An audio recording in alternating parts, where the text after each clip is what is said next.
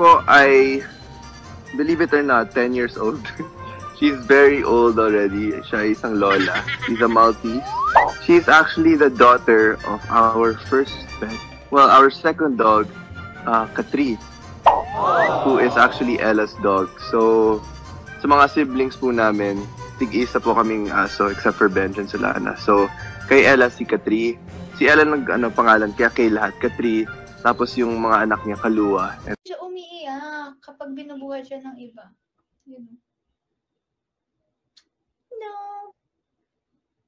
Hi.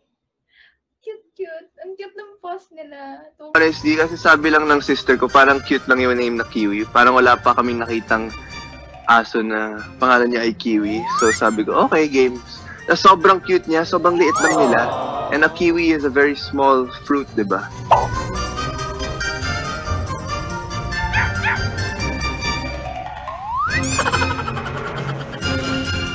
An interesting fact about her na lang, first of all, is she was born after New Year's.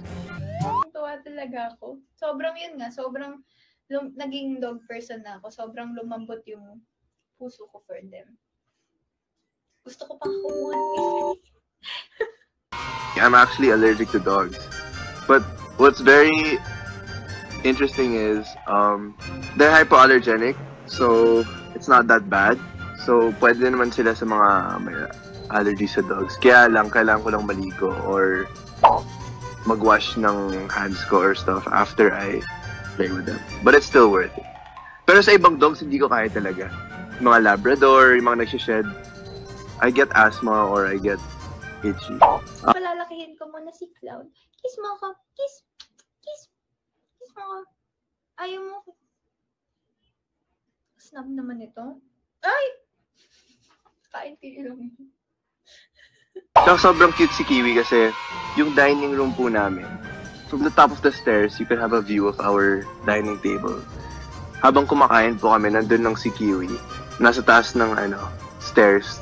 Tapos pinapanood lang niya kami habang kumakain. Alam niya, pag nasa bahay ako, iba yung vibe niya. Saka hindi siya aalis sa side ko. Kahit ang daming tao, hindi siya aalis. Saka kilala niya yung mga pamilya ko, pinsan ko, kaibigan ko.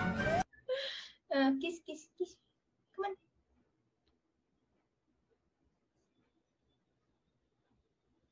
Inaamoy niya lang ako. Okay, balik ka na doon? Balik ka na? Yan. So, maliit lang talaga siya. Yan o. Ayoko kita ibalik eh. Ayoko pa siya ibalik. Gigigil ako. So, yan. Ang liit-liit niya lang. Ganyan lang siya kaliit. Super small niya lang. Dogs add so much value to our lives. And they're just there all the time. Alam mo yun, parang hindi sila nasasawa sa'yo. Nasawaan. Parang pag nakita nila na nandun ka na sa bahay, tatakbo sila sa inyo and wala silang pake kung sino nakasama mo, ano yung mga ginawa mo. And 2 months pa lang siya. Ito naman, birthday niya is November 7. Si Cloud, November 4. 2 months pa lang siya. Hinahantok siya.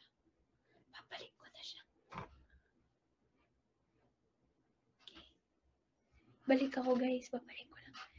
Hinahantok ko na siya. Nakasandal na siya sa akin. Pwede bang sama na lang kita sa live mo sa matapos ako? Ha? Tapos uwi na rin kita? Okay na? Hindi mo siya nakasama yesterday. Wait lang. Come up! Ayun o! Parang open lang siya na gawin ng kahit ano with you. So, I feel like they're so selfless and they just want love. And I feel like that's how, like, having Kiwi in this house, not just Kiwi, lahat ng mga aso namin, kasi tatlo sila. I can't imagine the Pangilinan family without the 3 dogs because they're part of the Pangilinan family. Namiss kita. I love you. Why are you so cute, huh? I love you. So yun, boy rin kasi. Oh, diba? So cute na grabe. Kiwi, look at the camera. Remember, kapit lang. Bye-bye!